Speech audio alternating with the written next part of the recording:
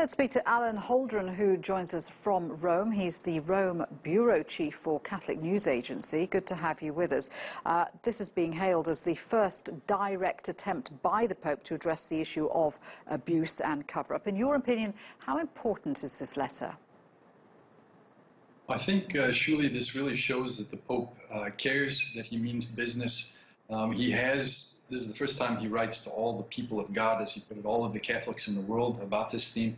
But he has made investigations most recently into abuse and cover-up in the nation of Chile. He's done the same in other places, really bolstering the department within the Vatican called the Congregation for the Doctrine of the Faith that investigates these abuses and their cover-up, especially when they regard bishops. But then also for after a process locally takes place under the bishop and cases of allegations of abuse are sent on to Rome, they also take care of those. I think what we see right now here by the Pope is his interest that a follow-up will take place, and it's going to be him spearheading it. But also we see in the United States in particular, as a result of this crisis, we can call it a full-on scandal, there's a real upheaval. The regular people are saying, we want change and we want it right now.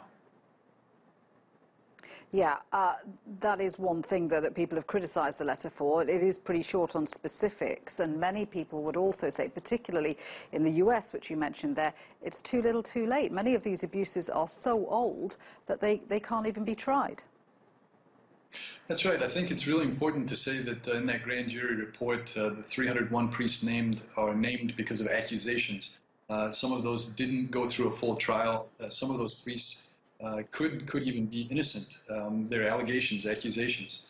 I think when the Pope wrote this letter today, when he released the letter, it says in it that the Catholic Church will spare no effort to prevent abuse now and in the future. And like you said, they're also going to have to look into the past and to make amends for those actions of priests, but then also of church hierarchy that covered up for abuses. We know the Pope is travelling to Ireland at the weekend. I mean, Ireland has been particularly scarred by the whole abuse scandal and the cover-up. Do you think Pope Francis will address the issue there? And, you know, do his words have any impact on the crashing loss of faith that many have suffered because of this? Oh, I think we can fully expect him to address it. He's not one to back down from such things. The fact that he releases this letter on the eve of this World Meeting of Families is what it's called, that big Catholic event there.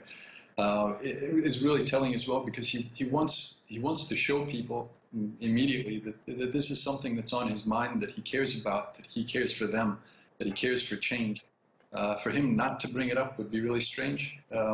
There are also a couple of cardinals who are very close advisors of the Holy Father who are dealing with troubles at home.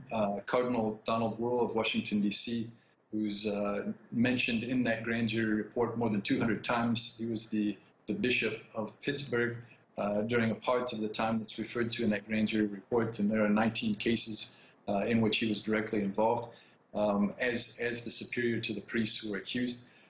There's also Cardinal O'Malley, Sean O'Malley of Boston, who's in charge of the Pope's Commission for the Prevention of Abuse of Minors and Vulnerable Adults. Both of them were set to speak at this event in Ireland.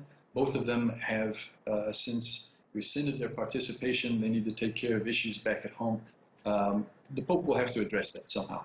I expect him to address it during official events, but then also there will be the press conference on the return flight from Ireland on Sunday night, in which journalists have the chance to actually ask him questions directly. I expect fully that will be a main theme. Alan, thank you very much indeed for that. Good to get your thoughts there. Alan Holdren there.